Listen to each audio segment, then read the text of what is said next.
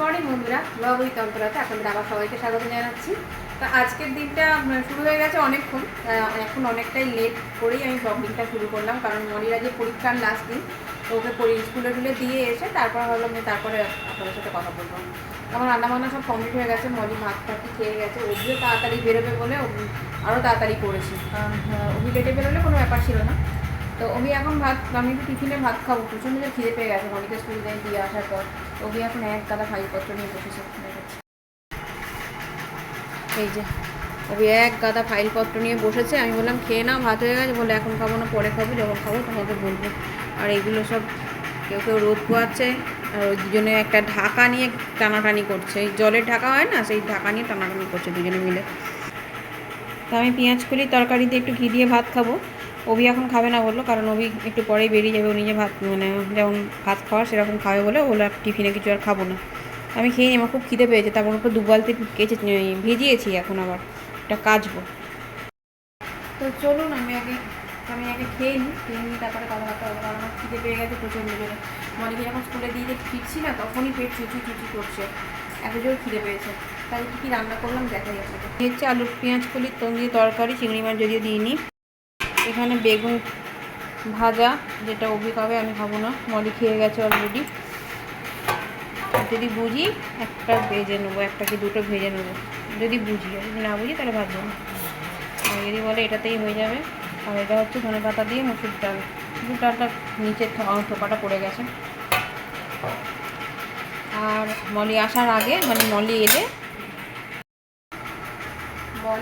তখন গরম গরম দুটো বেগুন ভাজা ভেজে নেবো, আর ডিমটা ভেজে নেবো। মলি এলে গরম গরমই ভালো লাগে, ঠান্ডা হয়ে গেলে ভালো লাগে না শীতকালে। এমনিতেই আজকে প্রচণ্ড কুয়াশা, সকালবেলা তো প্রচণ্ড কুয়াশা ছিল, প্রচণ্ড।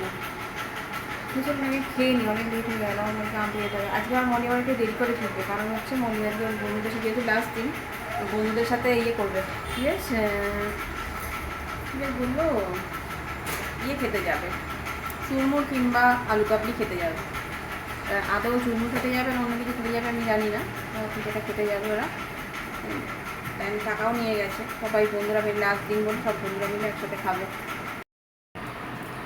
মলিকে দিয়ে এসে দেখছি ঘর পুরো ভাগাড় করে রেখে দিয়েছিল। ঘর মুছলাম, ওদিকে ডাইনিংটা মুছলাম। এখন কটা বাজে? 9টা বাজে। ডাইনিং ফাইনিং সব মুছলাম, এখন মুছে টুছে এখন আবার মলিকে আনতে যাব। এখন বাজে 9:30, 10 মিনিট ফাস্ট আছে, 25 বাজে। এখন মলিকে আনতে যাচ্ছি।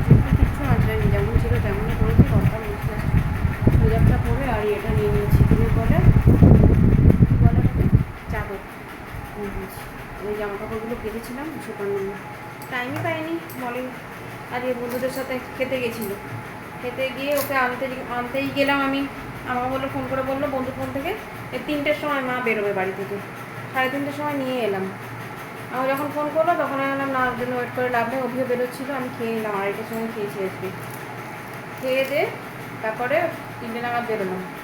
বেরিয়ে ওকে আনলাম 3:30টে, তারপরে ও খেলো, খেতে দিলাম। তারপর আমি ওই 4টের সময় যদি আমি শুয়ে পড়ি না, আমার 6:30টার সময় ওকে পড়তে নিয়ে যেতে পারবো না।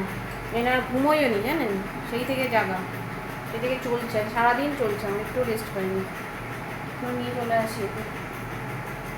এটা 20 বাজে, এটা তাহলে 15 মিনিট ফার্স্ট, ওটা 25 বাজে, আমার মাথাটাও গেছে। ওটাই 25 বাজে, এটারও ওটা 25 বাজে। হ্যাঁ, তো এসে আবার রুটি করলাম। এখন বাজে 11:05। আর একটুখানি পুর ছিল, পুরটা দিয়ে 2টো রুটি ওই পরোটার মতো ভেজে নিয়েছি। ওই কিসের কী বেশ বলে, পুর, কড়াইশুটির পুর, কচুরির যেটা পুরটা আর কি, সেটা দুখানা ওরকম পরোটার মতো গোল গোল করে ভেজে নিয়েছি। বাকি সব রুটি। রাত্রির হচ্ছে এই খাওয়া, রুটি, আলু ফুলকপির তরকারি আর 2টো কালাকাঁদ।